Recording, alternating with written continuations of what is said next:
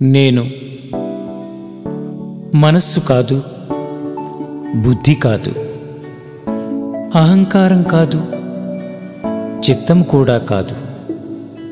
నేను పంచేంద్రియాలైన చెవి, ముక్కు, కన్ను, నాలుక, చర్మం ఇవేమీ కాదు. నేను పంచభూతాలైన భూమి, నీరు, అగ్ని, వాయువు, ఆకాశం ఇవి కూడా కాదు.